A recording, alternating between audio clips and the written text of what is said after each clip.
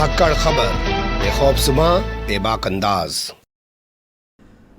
धाकड़ खबर के news room से मैं आपके साथ हूं अकरम रईस खान। जो खबर आपके सामने रखने जा रहा हूं उसके लिए मुझे इससे बेहतर कोई दलील नहीं सूझ रही है। मैंने आपसे कई बार कहा है कि 3 अखबारों में काम कर चुका हूं, ज़मीनी सतह पे काम किया है, बहुत सारे IAS IPS के करीब रह के उनको देखा, जाना और समझा है, उनकी कार्यशैली को भी देखा है कि वो किस अंदाज में काम करते हैं, किस तरीके से काम करते हैं, कितने दबाव में काम करते हैं और कहाँ पे गुंडे करते हैं, कहाँ पे वो भले होते हैं, तमाम चीज़ों को देखा है।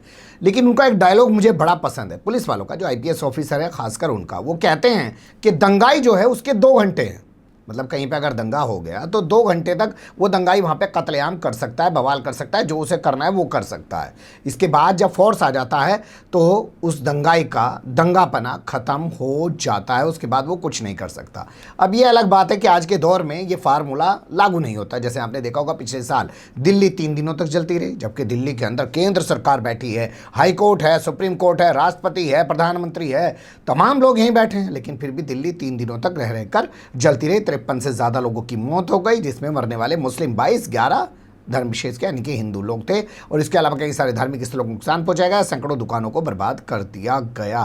तो फार्मूला यहाँ गलत साबित हो जाता है, लेकिन वो गलत इसलिए साबित हो जाता है क्योंकि सिस्टम उस दंगे को रोकना नहीं चाहता था। फार्मूला वही है कि 2 घंटे दंगाई के हैं, उसके बाद जब प्रशासन आ जाएगा तो उसकी औकात नहीं है कि वो पत्ता भी हिला दे। यही फार्मूला आप सरकार पे लागू कर सकते हैं। भाई एक बार कहीं कोई दिक्कत हो गई, ऑक्सीजन की कमी की वजह से और मौत हो गई, चलो कोई बात नहीं, कहीं से चूक हो गई, उसके बाद लगातार अगर मौतें होती रहे तो सिस्टम लापरवाह नहीं है, जानबूझ के लोगों को मरवा रहा है, उनकी हत्या करवा रहा है, उनका नरसंहार करवा रहा है। वरना सिस्टम अपनी पे आ जाए तो क्या चीज़ है वो ऑक्सीजन।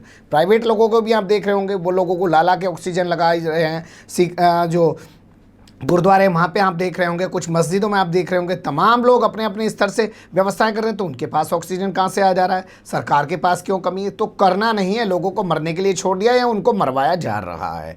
3 तस्वीरें ताज़ा आ रही हैं, मैं आपके सामने रखने जा रहा हूँ, जिसमें पहली तस्वीर में आप देखेंगे कि गोवा में 4 दिन के भीतर 75 लोगों की अब तक मौत हो चुकी है। इसके अलावा दूसरी तस्वीर आपके सामने राजस्थान की रखेंगे कि वहाँ भी लगातार मौत हो रही है। और एक तस्वीर तो बड़ी दिलचस्प है जो उत्तराखंड के हरिद्वार से आई है, वही हरिद्वार जहाँ पे कुंभ हुआ था। 40-50 लाख लोग आए थे, गंगा स्नान करके चले गए थे। कल भी ऐसे तस्वीर ऐसी कई जगह से उभरी है उत्तर प्रदेश के अंदर। त्यौहार अक्षय तृतीया था और उसके मौके पर लोग गए थे स्नान वगैरह करने। तो वहाँ एक अस्पताल है साहब, वो तो 25-27 दिन से आंकड़ा ही नहीं दे रहा था, अब जाके उसने आंकड़ा रिलीज़ किया है। तो पहली तस्वीर की तरफ चलते हैं। ये तस्वीर हमारे पास गोवा से आ रही है। यहाँ की राजधानी का नाम आप जानते ही होंगे, पणजी है। यहाँ के एक नेता हुआ करते थे पर्रिकर जी, जिनको देश में पहले रक्षा मंत्री बना दिया और उनके बड़े गुणगान किए जाते थे। बड़े सादगी वाले नेता हैं, भला बड़े फलाने नेता। अब सादगी वाले नेता तो मानिक सरकार भी हैं, आज भी पैदल चलते हैं, साइकिल पे चलते हैं, मुख्यमंत्री रहने के बाद भी, लेकिन उनका गुणगान क्यों क्या रहे? क्योंकि वो जानते हैं ना किस पार्टी से ताल्लुक़ रखते हैं, भगवा ब्रिगेड से तो ताल्लुक़ नहीं रखते। तो 4 दिनों में 75 मौतें हो गई हैं। मौतों का ताज़ा जो आंकड़ा हमारे पास आया है वो आया है शुक्रवार की सुबह का। यहाँ 13 मौतें हो गई रात के 2 बजे से सुबह के 6 बजे के बीच। जो है ऑक्सीजन की कमी से यहाँ पे 13 लोगों की मौत हुई है। इससे पहले आपने देखा होगा इसी तरीके से कहा गया था कि 13 मई को भी यहाँ पे 13 लोगों की इसी तरीके से मौत हो गई। इससे पहले 12 फरवरी को आपने देखा होगा 21 लोगों की मौत हो गई थी। और सबसे पहले जो वो खबर आई थी वो निकल के यहाँ कि 26 लोगों की यहाँ पर मौत हो गई थी। वो खबर थी 11 मई की। तो लगातार एक ही अस्पताल में एक ही जगह पर इस तरीके से अगर मौतें हो रही हैं तो इसे आप लापरवाही तो कह नहीं सकते, तो जानबूझ के मरने के लिए छोड़ दिया गया है। ये सब मौतें उस दौरान हो रही हैं जब बॉम्बे हाई कोर्ट पूरे मामले को लेकर सुनवाई कर रहा है कि आखिर पणजी के जो सरकारी अस्पताल है उसमें ऐसा क्या हो रहा है कि वहाँ पे मौतों का सिलसिला नहीं रुक रहा है। लेकिन भोंपू मीडिया जानते हैं क्या खबर दिखा रहा है? अरे साहब राज्यपाल एक्टिव हो गए हैं, भगत सिंह कोश्यारी, उन्होंने बाकायदा यहाँ के CM प्रमोद सावंत और उसके अलावा जो हेल्थ मिनिस्टर है उस विश्वजीत राणे, उनसे बात कर ली है वर्चुअली तौर पर। आजकल पता है ना जूम के ज़रिए बात कर लेते हैं। तो ये तमाम चीज़ें कही जा रही हैं, लेकिन बड़ा सवाल ये कि आखिर मौतों का सिलसिला रुकने का नाम क्यों नहीं ले रहा है? तो साफ दिखाई दे रहा है कि रोकने की कोशिश ही नहीं की जा रही है। गोवा के मेडिकल कॉलेज में एक के बाद एक 4 दिनों के भीतर 75 से ज़्यादा लोगों की मौतें, और अभी भी पता नहीं आगे और क्या देखने को मिल सकता है। दूसरी तस्वीर की तरफ चलते हैं। ये तस्वीर हमारे पास राजस्थान से आ रही है। आप जानते हैं राजस्थान का पिछली बार बड़ा बोलबाला था, भीलवाड़ा में जिस तरीके से उन्होंने लॉकडाउन लगा के कोरोना कंट्रोल किया था, उसकी बड़ी तारीफ देश ही नहीं पूरी दुनिया के स्तर पर हुई थी। लेकिन इस बार हालात हर तरफ बेकाबू हो चुके हैं। जयपुर में यहाँ का एक मेडिकल कॉलेज है, उसी को सबसे बड़ा कोविड अस्पताल बना रखा है। RUHS हॉस्पिटल को बना रखा है। वहाँ 5 दिनों से भर्ती 3 मरीजों की मौत हो गई है, जो 5 दिनों से वहाँ पे भर्ती थे।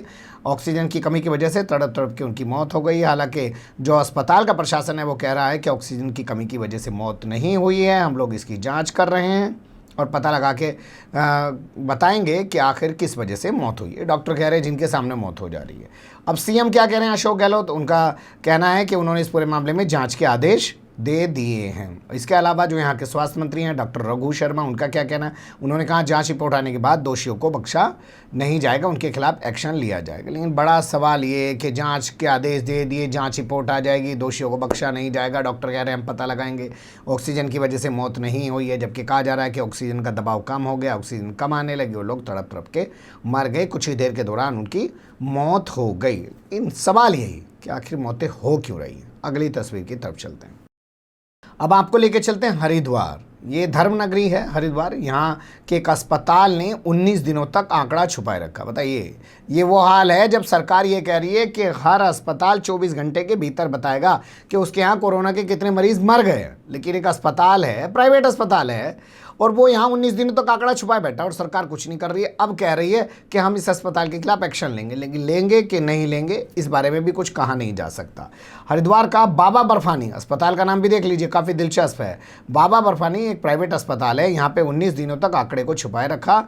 कितने कोरोना मरीजों की मौत हुई है नहीं बताया गया। 25 अप्रैल से 12 मई के बीच, जानते हैं 25 अप्रैल से 12 मई के बीच कोई आंकड़ा रिलीज़ नहीं किया गया। अब आंकड़ा रिलीज़ किया गया और कहा जा रहा है कि 25 मई से 12 अप्रैल के बीच यहाँ पे 65 से ज़्यादा कोरोना पेशेंट्स की मौत हुई है। यानी कि कोरोना मरीज़ों की 65 से ज़्यादा कोरोना मरीज़ों की यहाँ पे मौत हुई है। अब यहाँ के जो स्टेट कोरोना कंट्रोल रूम बना हुआ है, उसके चीफ ऑपरेटिंग ऑफिसर जो हैं, जिनका नाम है डॉक्टर अभिषेक त्रिपाठी, उनका बयान अखबार में छपा है। वो कह रहे हैं साहब जांच के बाद मामला सामने आ चुका है, जांच के बाद वो इस अस्पताल के खिलाफ सख्त एक्शन लेंगे। अभी तक किस चीज़ का इंतज़ार किया जा रहा था, ये क्या व्यवस्था है आपकी? अगर कोई अस्पताल रोज़ाना 24 घंटे के भीतर आपको आंकड़े रिलीज़ नहीं कर रहा है तो किस चीज़ का इंतज़ार किया जा रहा था? सोच के बताइएगा ये चल क्या रहा है। तो इसे लापरवाही नहीं कह सकते हैं। ये जानबूझ के लोगों को मरने के लिए या उनको मरवाने के लिए जो है छोड़ दिया गया है। वरना फिर मैं आपसे कहूँगा कि दंगाई सिर्फ 2 घंटे तक दंगा कर सकता है। सिस्टम की व्यवस्था जो है वो ज़्यादा देर तक बिगड़ती नहीं रह सकती। लगातार हम देख रहे हैं पिछले 1 महीने से कोरोना के चलते कभी यहाँ हम होते कभी वहाँ हम होते, वो तस्वीरें आनी बंद नहीं हो रही हैं और सरकार अपनी जुमलेबाजी में लग रही है। जैसे आज ही खबर आपने देखी होगी कि प्रधानमंत्री नरेंद्र मोदी ने हाई लेवल कमेटी कर दी है और कमेटी के बाद, मीटिंग के बाद कह दिया है कि वो अब निर्णायक भूमिका में आ गए हैं कोरोना के खिलाफ लड़ाई को लेकर। आप बने रहिएगा धक्कड़ खबर के साथ।